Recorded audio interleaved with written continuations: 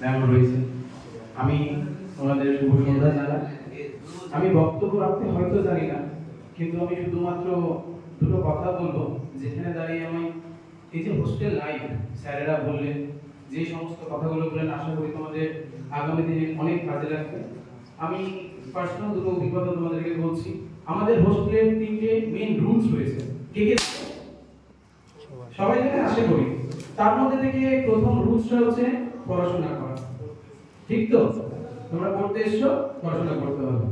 কেউ চাষের বাড়ি, কেউ চাষি, তার ওনার ফ্যামিলি মেম্বার, কেউ দরিদ্র, আর কোনো জায়গা থেকে পীড়িত, সব জায়গায় লোক আছে। তো তোমাদেরকে চিন্তা ভাবনা করতে হবে আজকে যে পজিশনে রয়েছে, কালকে যেন সেই জায়গায় আমি থাকতে পারি, যেন গর্ব করে বলতে পারি যে আমি এই হোস্টেলে পড়াশোনা করেছিলাম এবং মানুষের মতো মানুষ হতে পেরেছি।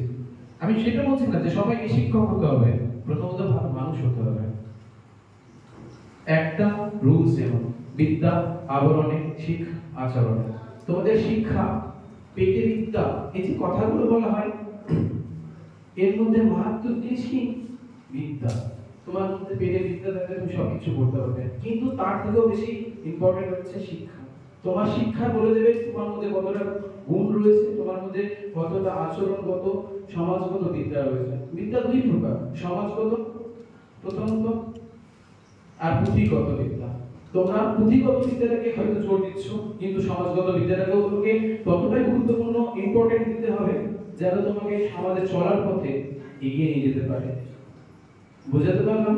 একটা আমাদের সূত্র রয়েছে, সংস্কৃতে রয়েছে, মত্রিগুণ ত্রিলঘুশ্চ নকার ভারী পুনরাদি লঘুচ জগুণ অধ্যাগত রলবদ্ধ স অন্তগুরু কথিতস্ত লঘুর একক। এরপরে আমি তোমাকে এইটুকুটাই বোঝাতে চাইছি যে আমার সূত্র করাটা কোনো মিনিং নয়। আমি আসল কথা বলছি। হোস্টেল যে হোস্টেল বলে পরিচিত করছে, এটা আমার কাছে প্রথমত সেকেন্ড হোম বলে পরিচিত।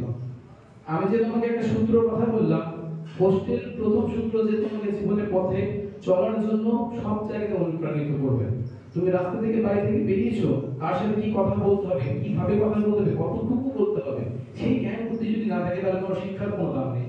প্রথমত এটাই তোমাকে বুঝতে হবে, ভালো মানুষ হতে গেলে, ভালো জায়গায় পৌঁছাতে গেলে ভালো আচরণটা রাখতে হবে। রাস্তাঘাটে যাচ্ছ, আমরা হোস্টেল ছেলে, কোথায় কার সাথে কি করে কথা বলতে হবে, মা ভাই বোন সব জায়গায় বুঝতে হবে। এটাই মাথায় রাখবে, আগামী দিনে পথ চলতে বহু কাজে লাগবে। আজকে তুমি যেখানে দাঁড়িয়েছো, হয়তো আমি বলছিলাম যে সবাই শিক্ষক হবে, আমি বলছিলাম যে সবাই শিক্ষক হবে, কিন্তু তুমি যাই হোক না কেন সেখানে প্রকৃত মানুষ হবে। আজকে নয়, কালকে পর্যন্ত এই গুণটা সর্বত্র জায়গায় বিরাজমান থাকবে।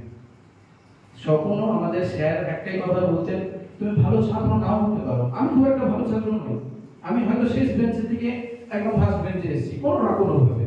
বিষয়টা সেটাও না, বিষয়টা হচ্ছে আমি খুব একটা ভালো ছাত্র না, কিন্তু তুমি যদি নিজের জায়গা তুমি তৈরি করতে পারো, শুধুমাত্র আচরণ দিয়ে, বিহেভিয়ার দিয়ে তোমার জায়গাটা তৈরি করতে পারো, তাহলে আমি তুমি বলছিলে যে তুমি শিক্ষক হবে, কিন্তু তুমি আজ নয় কাল তুমি কাউকে যে শিখিয়ে দেবে, সেটা সব থেকে বড় শিক্ষকের প্রধান ভূমিকা পালন করবে।